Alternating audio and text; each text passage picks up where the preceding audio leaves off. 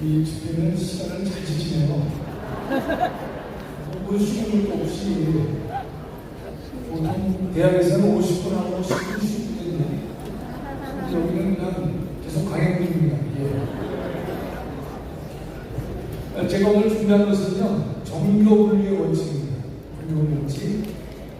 우리가 그동안에 보면 칼빈이 제레미 시작을 했고 아브라함 카이퍼가 네덜란드에 수상을 하고 정당을 했어요. 그걸 가지고 봐라, 선구의 예를 보면 교회가 어떤 목사님들이 정치에 관여를 하지 않았느냐, 그런 실증적인 예를 가지고 설명을 하는데, 오늘 제가 여러분께 드리고자 하는 것은요, 좀 더 학문적인 이론적인 얘기를 가지고 여러분께 설명을 드리고자 합니다. 어렵지 않은 거예요. 예. 먼저 정교분리 원칙인데요. 다음은 우리나라에서는 정가원 목사님을 비난하는 수단으로서 정교분리라는 말을 많이 합니다. 정교분리가 뭔지도 모르면서 떠드는 사람이 많이 있는데, 그럼 정교분리라는 단어가 우리 헌법에 있는지 없는지 한번 좀 이따 보세요. 여하튼 정가원 목사님이 정당을 통해서 예수와 복음 통일을 시도하는 것에 대해서 비난합니다. 목사가 왜 정치하느냐, 또 설교 시간에 정치적 발언을 많이 하시니까 그것 가지고서도 이 정교분리가 어긋나지 않느냐, 이런 얘기를 하는데, 여러분 공부를 잘 해보세요. 정교분리가 어떤 것인지를 정확히 알고 있어야만 그런 모든 것에 대해서 반박을 써야 것입니다. 다음에 그럼 정교분리의 반대말은요, 정교유착이죠. 어렵지 않죠? 네. 지금의 전 세계에서 보면 이슬람 국가가 정교유착을 하고 있습니다. 다른 걸 표현하면 제정일치라는 말을 써요. 또 한문적으로는요, 그 앞에 제는 제사할 때 제자인데 종교와 정치를 하나로 묶고 있다. 이슬람 국가가 대표적인 케이스고요. 대부분의 문명 국가는 정교 분리를 말하고 있습니다. 이 정교 유착은 지금은 이슬람 국가지만 과거에는 중세 때 여러분 잘 알고 있는 교황과 각 나라의 군주가 이 문제 가지고 엄청나게 싸웠던 것입니다. 다음에 먼저 헌법 조문을 좀 보겠습니다. 미국은요, 다른 말은 없고요, 연방의회는 국교를 만들 수 없다. 국교를 둘 수 없다고 되어 있어요, 헌법에. 두 번째로는 자유로운 신앙 행위를 금지하는 법률을 만들 수 없다. 이게 전부입니다. 미국 헌법 어디를 봐도 정교분리라는 단어가 등장하지 않아요. 여러분 머릿속에 기억하실 것은 미국은 뭐를 금하고 있죠? 국교를 금하고 있습니다. 또 반복되겠지만 인용을 해보세요. 다음에 우리나라 헌법은요, 이 안에서 보면 국교는 인정되지 않느냐, 그 다음에 종교와 정치는 분리된다. 여러분 이 종교와 정치가 분리된다고 되지 않습니까? 정치와 교회가 분리된다 이렇게 되지 않아요. 그렇죠? 정교분리는 정치와 교회가 분리돼야 된다라는 뜻인데, 우리 헌법 어디에 봐도 종교와 정치가 분리된다는 말을 썼지 교회와 정치가 분리된다 이런 말을 하고 있지 않아요. 그러나 통상 종교와 정치는 분리된다라고 말하고 있지만은 통상 많은 학자들이나 일반인들은 이것을 정교 분리라고 이해하고 있습니다. 정교 분리라고 이해해도 크게 잘못은 아니에요. 왜냐하면 늘 정치 권력과 대립각을 맺어온 존재가 누굽니까? 교회입니다. 불교라든지 이런 데서는 이런 것을 거의 잘 다루지 않아요. 따라서 미국의 서구의 헌법의 예에 따라서 물론 그 나라가 정치와 종교가 분리된다, 정치와 교회가 분리된다는 말을 갖고 있지 않지만 국교를 인정하지 않는다, 종교의 자유를 인정한다는 말로부터 정치와 교회는 분리되어 오는 것이다. 이렇게 통상 학자들이 이해를 하고 그게 설명을 하는 것입니다. 그래서 분명히 헌법적으로는 종교와 정치는 분리된다라고 되어 있지만 많은 학자들이 이걸 어떻게 읽습니까? 정치와 교회는 분리된다, 분리되어야 한다라고 이해를 하는 것입니다.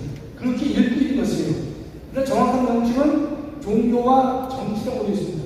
따라서 우리가 따진다면 정교분리가 아니라 정종분리 분리다. 그렇죠? 아니면 종정 분리다. 이런 말을 써야 되지만 실제로는 통상의 예에 따라서 정교분이라는 말을 쓰고 있고 틀렸다고 보지 않습니다. 우리나라 헌법이에요. 다음에 독일은 좀 재밌기도 하고 복잡한데요. 현행 독일 헌법을 보면 이란에 보면 신앙의 자유는 불가치다 이렇게 되어 있죠.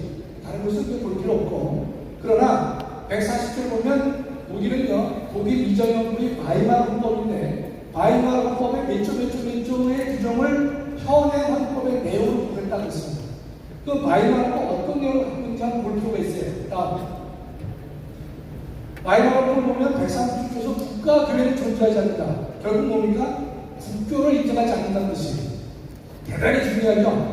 나라에서 이거 하나만 인정된다라고 하는 국교가 존재하지 않는다는 것입니다. 바이마르가 그대로 하고 있기 때문에 이 조문을 그대로 독일 헌법에서도 유효한 것입니다. 근데 139절 보면요, 일요일과 국경일은 휴식 및 안식일로서 법률로 보한다 그랬거든요. 일요일을 뭐로 보합니까? 안식일로 법률로 보장한다고 되어 있어요. 그만큼 독일이 기독교 사상의 근본 기초를 두고 있다는 사실을 알 수가 있는 것이죠. 다음 재미난 조문이 있는데요. 군에 속하는 자에게 종교적 의무를 행하는 데 있어서 필요한 자유시간이 보장된다. 이게 무슨 말이냐면 군대에 가 있는 군인인데 기독교인이란 말이죠. 그럼 카톨릭 신자예요. 따라서 그들이 주일날 교회를 가거나 카톨릭 예배를 드리고자 했을 때는 그 시간을 어떻습니까? 국가는 보장에 들어가 있어요. 여러분 이거 누구하고 같이 연결시키냐면 우리나라에 군종제도가 있죠. 그렇죠? 이 군종제도에 대해서 일부 학자들은 군종제도가 위헌이다. 왜 특정 종교에 대해서는 무대를 하느냐? 또 군대라고 해서 국가란 말이죠. 국가 내에 왜 종교적 입장을 투입시켰느냐? 위헌이다. 라고 말하는 학자가 있어요. 있지만 독일은 뭐라고 되어 있습니까? 독일이 전부는 아니지만은 군에 속하는 자에게 종교적 의무에 대한 자유시간을 보장해 주라고 헌법은 말하는 것입니다. 또 하나는 140을 보면 종교단체의 종교 행위가 허용될 수 있다. 그 말은 뭐냐면 군대에 있는 군인들이 캐톨릭이나 개신교나 그랬을 경우는 그들의 예배, 그들에 대해서 예배를 해줄 필요성이 있으면 종교단체의 종교행위가 허용될 수 있는 것이다.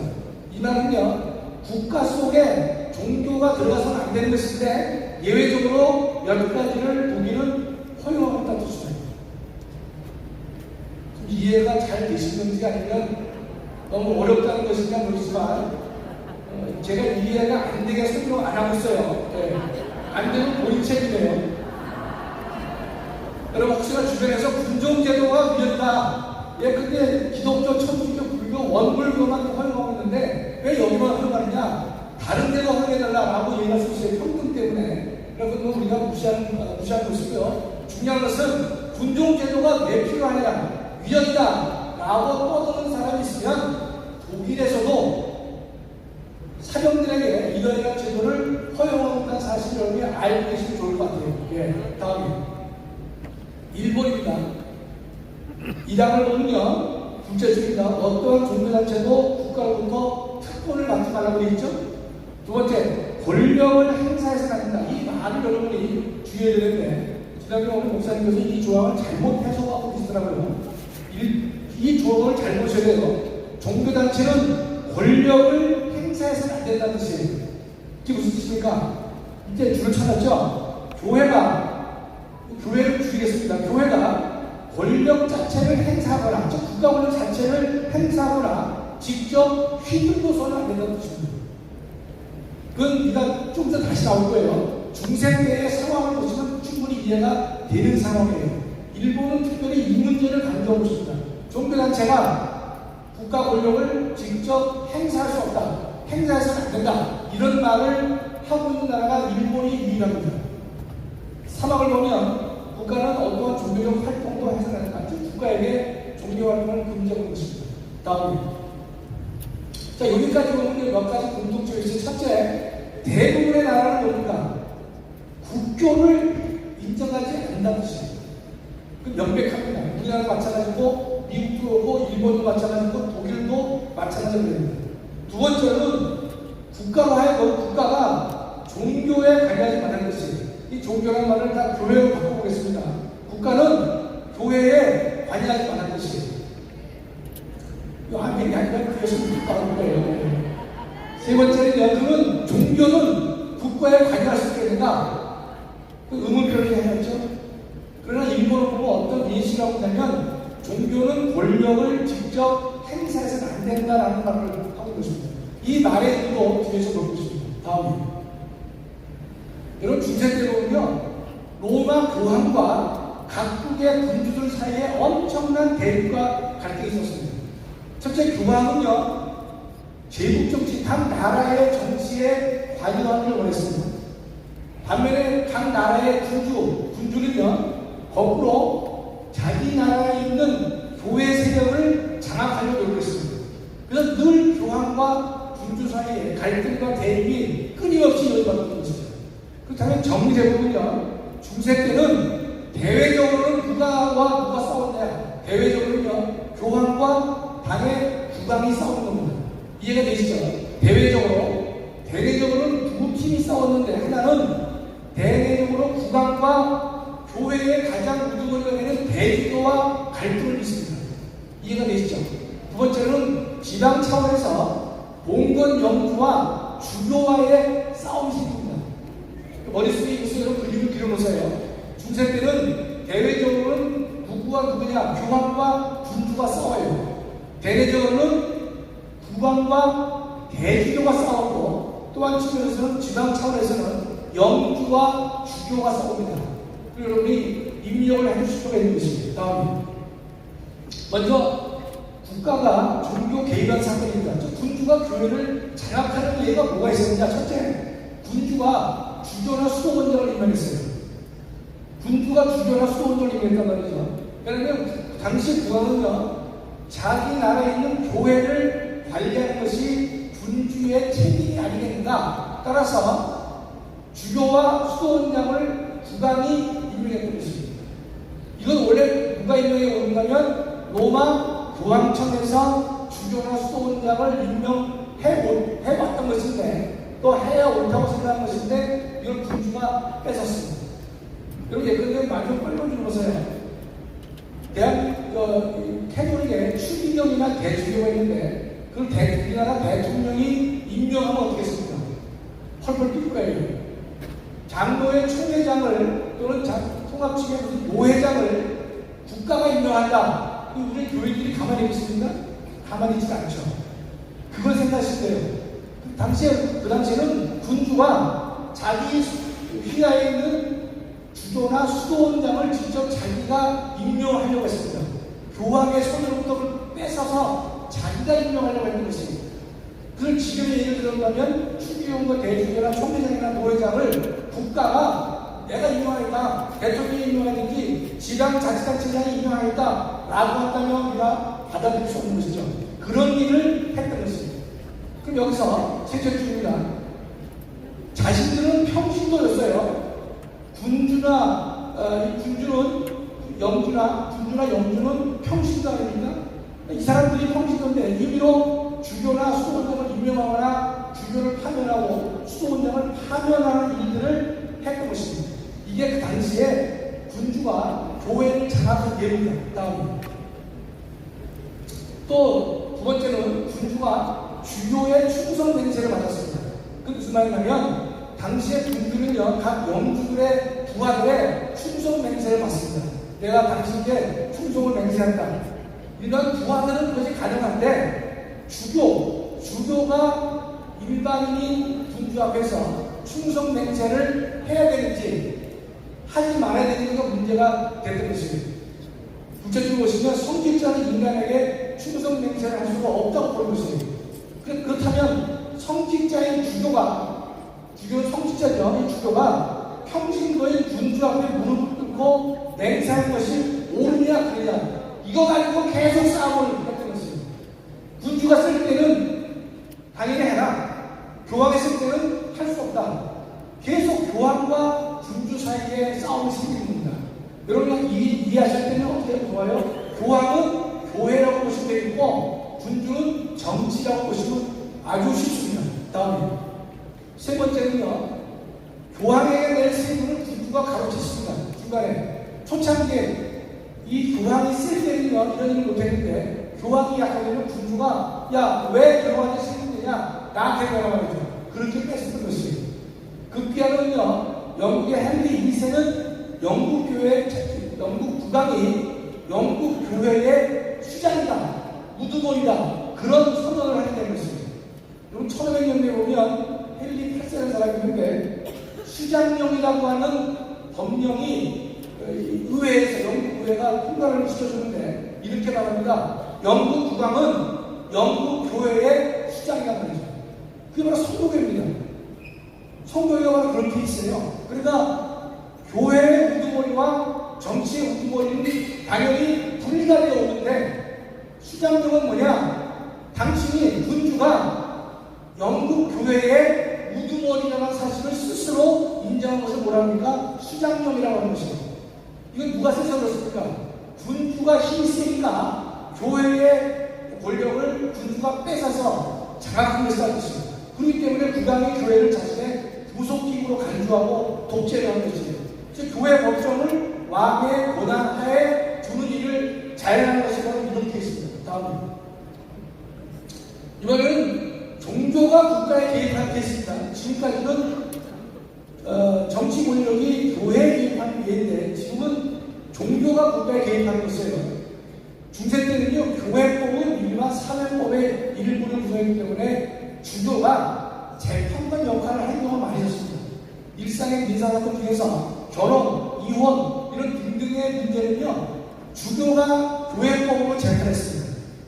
여기서 뭘 하셨습니까? 일본 헌법에서 종교단체는 국가권력을 행사하지 말라고 했죠. 그럴 때 떠오르는 게 뭡니까? 바로 이런 케이스입니다. 주교가 결혼과 이혼 같은 일반 민사사건을 주교가 재판관 역할을 하면서 일반 법원에 관여를 했다는 것입니다. 그래야 이 종교가 국가에 개입한 케이스가 된 것입니다. 다음입니다. 이제는 이제 교황의 타락과 몰락을 보는데 여러분 스테판 6세라고 하는 교황이 있었는데 교황이 얼마나 개판했냐면요 이 스테판 6세라는 사람은 전임 교황이 미워가지고 죽은 지 7개월 된 시체를 꺼냅니다.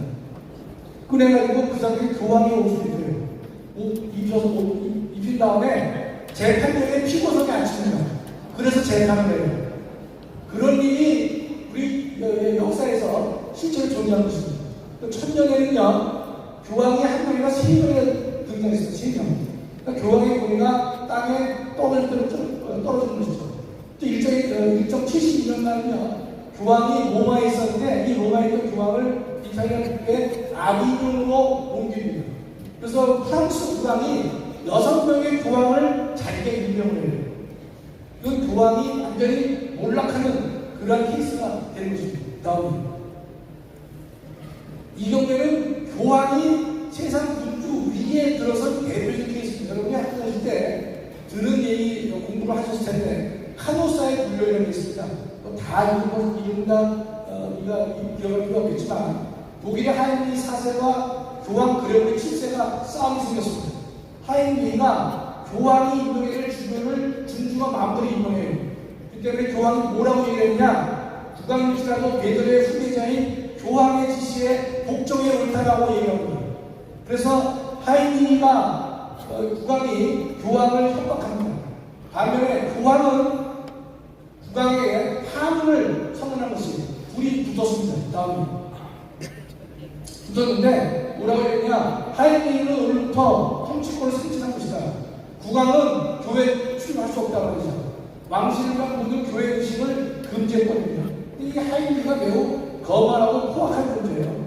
귀족들이 반기를 일으키니까 이 하인리가 교황이 머무르는 카노사 고속에 가가지고 3일 밤낮을 눈 밑에서 눈 위에서 빕니다.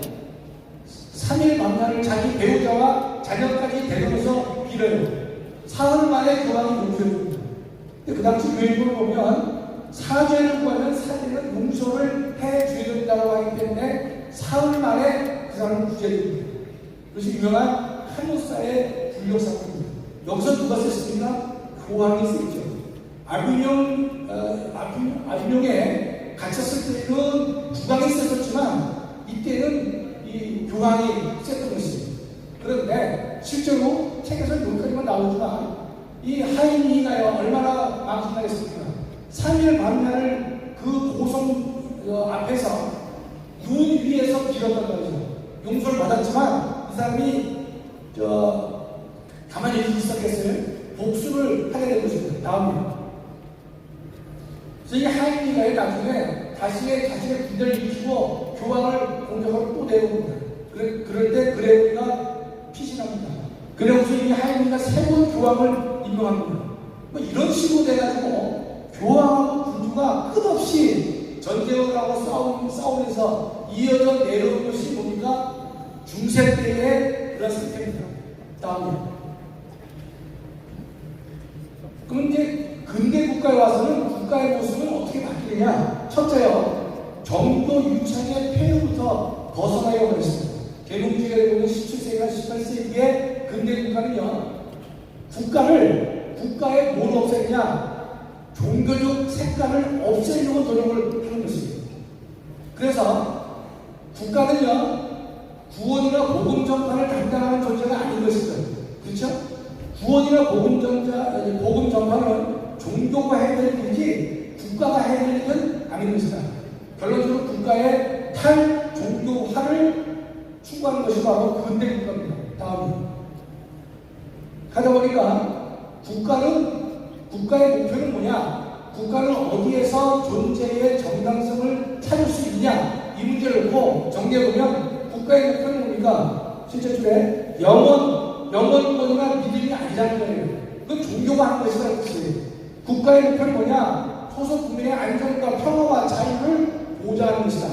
그건 맞는 얘기죠. 근데 국가의 정당성은 초월적인 신상한 종교에 있는 것이 아니라 국민의 합의에 의해서 국가가 만들어지는 것이고 유지되는 것이다.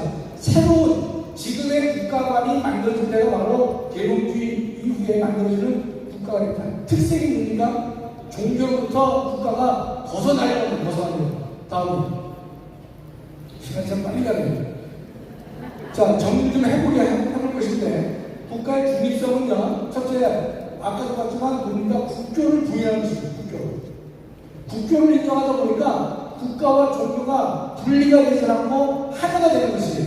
하나가 되다 보니까 국가도 망가지고 종교도 망가졌다 이 뜻입니다. 절대적 진리는 종교의 몫이지 국가의 몫은 아닌 것이다 이런 뜻입니다. 다음에 정치와 종교의 차이는요, 종교는 개인의 구원이죠. 그러나 정치는 개인의 구원이나 믿음을 달성하는 것이 아니라 국민의 평화와 안전을 유지하는 것이다. 어렵지 않죠. 그렇죠? 다음에 중요한 것은요, 정치적 언어와 종교적 언어가 다른 거예요. 근데 여러분, 요새 목사님께서 생각의 3대 통을 말씀하시지만 성경을 보면요, 이성적으로 이해가 안 되는 부분이 많이 있죠. 그렇죠? 예수님이 마리아에게 성경을 드렸다든지, 바다 위에 무리를 걸었다든지, 물로 포도주 만들었다든지, 그게 이성적으로 이해가 됩니까? 안 되는 거죠. 그는 종교적 측면에서는 그것을 이해할 수 있지만, 정치적 용어에 의한다면 그것을 이해할 수가 없는 것이에요. 따라서 정치와 종교는 서로 다른 차원의 문제를 규율하고 있다는 것입니다. 자세히는 말씀드릴 수 없어서 넘어가겠습니다. 넘어가요. 토마스 제퍼슨 제가 왜 썼냐면 우리 정명 목사님이 토마스 제퍼슨의 그 정교기만 나오면 토마스 제퍼슨 언급하셔서 제가 할 수 없이 조금만 썼는데 목사님이 말씀하신 그 토마스 제퍼슨 주장을 제가 발견하지 못했습니다. 그러나 이 빨간줄을 보면요, 교회와 국가 사이의 분리에 잠겨오신 것은 내 것에 최고의 경의를 걸다. 이 무슨 말이냐면 미국 헌법은 국교를 인정하지 않는다. 그 말로부터 국교를 인정하지 않는 것이기 때문에 교회와 국가 사이에 분리를 시켰다. 이걸 이렇게 강조하는 것인데, 개인적으로 토마스 제퍼슨을 별로 좋아하지 않습니다.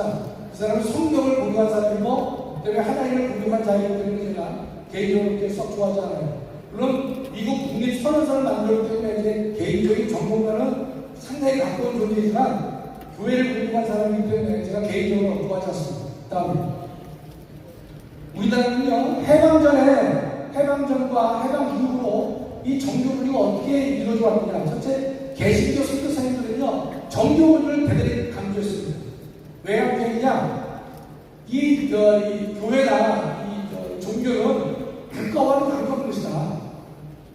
신앙은 개인적 차원이다. 이렇게 하게 된 이유는요, 잘못해서 새로운 종교를 선교사들이 알리게 되는데, 알림에 있어서 당해국가 권력과 부닥치거나 충돌하거나 싸우는 일을 막기 위해서 이 교회와 정치는 다른 것이기 때문에 양립이 가능한 것이다. 이런 논의를 많이 펼쳤던 것이에요.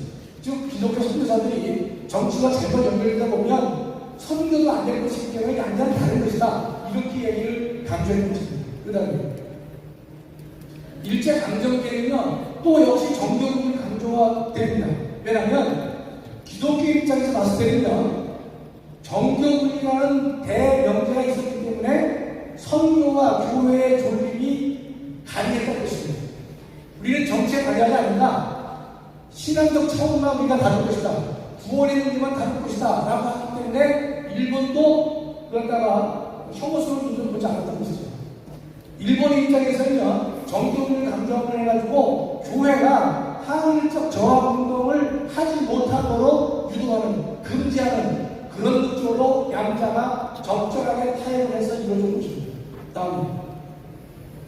그러나 강점기 말기에는요, 일제 말에는요, 모든 종교를 일제가 다 지시하고 통제하고 관장했습니다. 여러분 기억하실 거예요. 기독교뿐만 아니라 모든 종교를 일본이 다 통제했습니다. 종교의 자율성과 독립성 모두가 다 파괴가 되는 것이죠. 그러나 그 가운데서도 정교분리는요, 어떤 의의가 있었다면 정교분리를 했기 때문에 교회의 존립을 일제의 공격으로부터 어느 정도 보장받을 수 있는 그런 돌파구가 되었다 이런 것입니다. 다음, 건국 당시에 정교분리 때문에 논쟁이 있습니다. 첫 번째 개념은 정교분리가 안 될 것이다. 정교분리가 되면 교회를 압박할 것이다. 그래서 종교회가 적극적인 보장이나 보호를 해야 된다라는 의견이 있었습니다. 그러나 반대 측에서는요, 정교분리, 종교를 보호하고 장려하는 그런 조항을 두게 되면 기독교를 국교화할 수 있는 시도가 되기 때문에 안 된다. 그래서 정교분리 조항을 그대로 존중시키기로 했던 것입니다. 이럴 때 처음에도 말씀드렸지만 종교와 정치가 분리된다 이렇게 되어 있지 교회란 말을 하고 있지 않습니다. 다음에 자, 건국회는 종교분리가 어떻게 우리나라에 적용이 왔냐. 첫째, 개신교는 이승만 정권하고 상당히 유착 관계에 의해서 이루어져 왔습니다.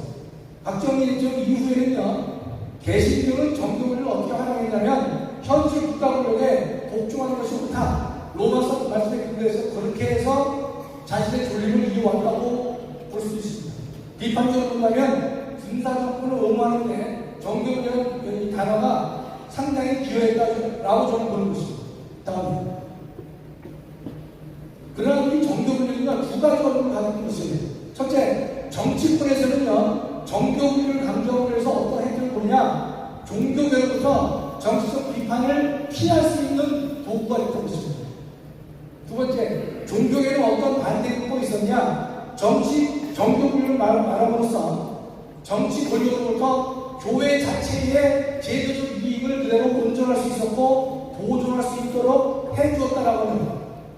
둘 사이에 어떻게 보면 야합은 아니지만 이해를 공존할 수 있는 모티브를 가지고 정교분리를 해봤다 이런 것입니다. 저는 이렇게 생각합니다. 종교도 그렇고 정치도 그렇고 정교분리 뒤에 숨었다는 뜻이에요. 정치 권력도 정교분리 뒤에 숨은 것이고 교계도 정치 권력 뒤에 숨어가지고 자신의 본연의 업무를 제대로 이해하지 못하지 않는가 이런 생각을 하는 것이에요. 그 뒤에 숨어서 각자의 이익을 도망한 것이다 말이죠. 다음 결론입니다. 정교 분리할 때 분리는요, 서로 나누어 떨어지게 하는 것이죠. 실제로 정치와 종교가 완전히 분리될 수가 없습니다. 가래에서 봤지만 동성 문제가 나온다, 낙태 문제가 나온다, 자살 문제가 나온다. 각종 교회와 성경 말씀을 국가권력이 공격하려고 했을 때, 이럴 때 교회가 침묵할 수 있겠지. 침묵할 수 없죠. 두 번째 결론은 정교훈련이며 국교를 부인합니다. 당연히 국교를 부인해야 되겠죠. 다음에 또 결론이 더 나옵니다. 또 다른 우리 황금선 장로님 시간인데 제가 많이 뺏으면 안 되니까 한국으로 뺏을 것 같은데 죄송합니다. 세 번째요. 국가는 종교에 대해서 어떤 입장인가 중립적 입장을 취합니다. 여러분 이해하실 때 서구의 정교분과 우리나라의 정교분은 다른 것이에요. 서구는 하나의 기독교, 개신교냐 카톨릭이냐의 싸움이었어요. 그러나 대한민국은요. 기독교, 개신교, 불교 등등의 다양한 종교 속에서의 정교분을 나누고 있기 때문에 서구와 대한민국은 접근 방법을 달리하고 있다 이런 뜻입니다. 그런데 국가는 종교에서 중립적 정신이 있죠. 예를 들어서 대한민국 국기나 국가에 특정 종교의 상징물을 넣을 수 있게 해야 뜻입니다. 국기에다가 십자가 아무리 좋아도 십자가를 국기에다 넣을 수 있겠냐? 그건 좀 저도 많이 합니다. 대한민국 돈에 화폐에 석가모니 얼굴을 두면 되겠어요? 안 되는 것이에요. 대한민국 국가공을 청사에 최고의 낙찰 그림을 갖다 붙인다. 어떻습니까? 우리가 해면 안 되는 것이에요. 그렇죠? 네 번째는 정치가 종교에 개입하면 안 됩니다. 정치가 종교에 개입하면 안 되는 것이에요. 예를 들어서 다른 것도 있겠지만 국가가 추경을 인정하거나 뭐 등등 노예장 추경을 인정한다. 허용돼서 없는 것이 다음에 때는 종교가 정치에 관여해서 안 되는 게 있어요. 뭐가 있고 첫째는 직업적 성직자가 국민을 정할 수 없다고 보는 것입니다. 현직 목사가 담임 목사 자격을 가지면서 장관을 정할 수 있느냐? 그건 안 된다고 보는 것입니다. 그는 예컨대 종교가 정치에 관여하는 것을 이렇게 보는 것입니다. 두 번째, 종교가 국권을 직접 행사할 수 있느냐? 행사할 수 없는 것입니다. 종교가 종교 재판을 별도로 연장하면서 그건 우리가 세상적으로 허용되지 않습니다. 군동전에 말씀드렸죠? 그런데 종교 정당이 가능한 것이다. 종교 정당은요, 기독교는 불교권에 자신의 이 목적을 달성하기 위해서 정당을 만들어서 활동하는 것이며 그것은 가능하고 요구가 된다는 것입니다. 서구에 보면 대부분 기독교 정당이 많이 있습니다. 다음에 또 다른 학교에서 종교가 정치에 관여해야 되고 개입해야 되는 근거가 뭡니까? 하나님은 우주 만물의 창조자입니다. 그렇죠? 동시에 운영자입니다. 창조만 하고 그게 모신 분이 아니라는 것이에요. 운영자예요. 하나님은 교회 안에만 머무는 존재가 아닌 것이에요. 정치, 경제 모든 영역에 있어서 하나님은 주권자이고 운영자가 되는 것입니다. 여러분, 근데 경제와 사회를 말하지만 경제 문제도 정치 문제입니다. 그럼 경제 문제를 개판하면 다음 정권에서 어떻습니까? 떨어지는 것이죠. 경제도 본질은 경제겠지만 실질은 정치 문제 중에 하나가 되는 것이에요. 모든 문제는 다 정치 문제 하나로 볼 수가 있는 것이거든요. 하나님은 교회 안에만 머무는 존재가 아닌 것이고 지금도 살아서 모든 전 영역을 지배하고 운영하는 존재가 되는 것입니다. 그렇다면 교회가 잘못된 정치에 대해서 비판하고 공격하고 고쳐 나가려는 시도는요 당연히 필요하고 요구되는 사례가 있습니다. 그런 문제들을 상당 부분의 목사나 장로들은요 정교 훈련을 이용하여서 비판하거나 피하거나 오류하려고 하는 그 수단으로 정교 훈련을 사용하고 있다고 저는 개인적으로 믿고 있습니다. 다음, 저 개인적으로 기독교 정당을 별로 좋아하지 않습니다. 개인적으로는. 왜냐하면 저는 정당뿐만 아니라 사회 단체로 모든 시간에 살면서 그런 단체들과의 인연은 좀 없어요. 그런데 제가 전광훈 목사님 하시는 자유통일당 또 얼마 전에 국민혁명당 이런 종류의 정당에 대해서는요 제가 왜 긍정적인 생각을 가지고 있느냐 다른 사람에 있으면 제가 가입하지 않습니다.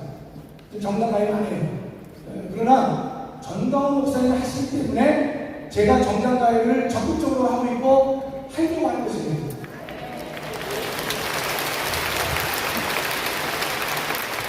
정당 가입을 제가 한다고 해서 무슨 국회의원에 제가 목표가 있다? 전혀 없습니다. 전혀 없는 것입니다. 개인적 꿈이 따로 있습니다. 우리가 기독교 정당을 개인으로 부정적으로 보는 이유는 이거예요. 주님의 이름을 모독하고 세상적으로부터 손가락질 당하는 그런 일들이 비일비재할 것을 보기 때문에 기독교 경험을 개인적으로 소극적으로 본다, 또는 부정적으로 본다, 이런 측면이 되는 것입니다. 그래서 우리가 정교주의 수는 목회자 장로가 많다고 말씀드렸잖아요. 마지막입니다. 다음. 여러분, 예전에 정가원 목사에 대해서 왜 정치하느냐? 왜 정치 목사냐? 이런 비판이 왜 나옵니까?